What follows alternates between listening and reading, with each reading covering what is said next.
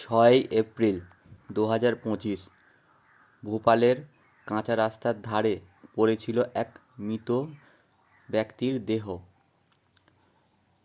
মাথার পিছন থেকে বেরিয়েছিল রক্ত।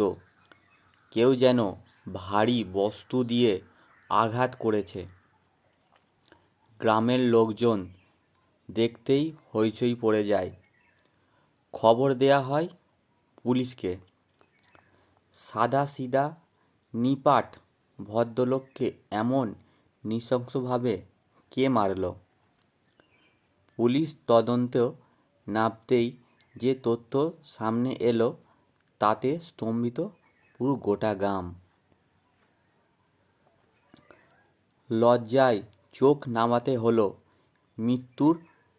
মৃতের পরিবারকেই। কি এমন হয়েছিল সেদিন? মধ্যপ্রদেশের শিবপুরীতে কামাল ওরফে ছোট্টু নামক এক যুবকের বিরুদ্ধেই উঠল তার কাকাকে খুনের অভিযোগ। তবে খুনের কারণ ভয়ঙ্কর। জানা গিয়েছে বছর 20 ওই যুবকের সঙ্গে তার কাকিমার বিবাহ বহির্ভূত সম্পর্ক ছিল। কাকা সেই সম্পর্কের কথা জানতে পেরে যাওয়ায় তাকে খুন করে।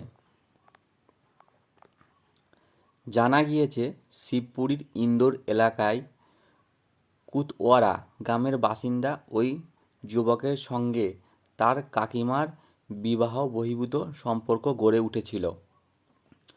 পরিবারের সকলের অলক্ষ্যে তারা দেখা সাক্ষাৎ করত। কাকা বাড়িতে না থাকলেই ভাইপোকে বাড়িতে ডেকে নিতেন কাকিমা। তাদের মধ্যে শারীরিক সম্পর্কও ছিল। সম্প্রতি কাকা তাদের হাতে নাতে ধরে ফেলেন। পরিবারের সম্মানের কথা ভেবেই প্রকাশ্যে আনেননি বিষয়টি। তবে স্ত্রী ও ভাইপোকে সতর্ক করে দিয়েছিলেন যে তারা যেন আর দেখা না করেন। কাকার এই নিষেধ পছন্দ হয়নি।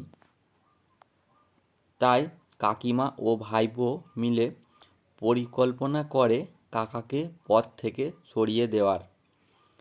পরিকল্পনা মাফিক কাকার কাছে ক্ষমা চাওয়ার নাম করে দেখা করে অভিযুক্ত যুবক। তাকে নিয়ে গ্রামের শেষ প্রান্তে খামারে নিয়ে যায়। সেখানে কাকাকে মদ্যপান করায় ওই যুবক।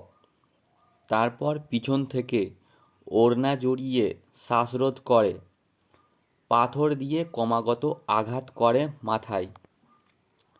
কাকার মৃত্যুর পর কাঁচা রাস্তায় তার দেহ ফেলে পালিয়ে গিয়েছিল অভিযুক্ত যুবক। বাড়িতে পুলিশ যখন আসে তখনও অবাক হওয়ার অভিনয় করছিল।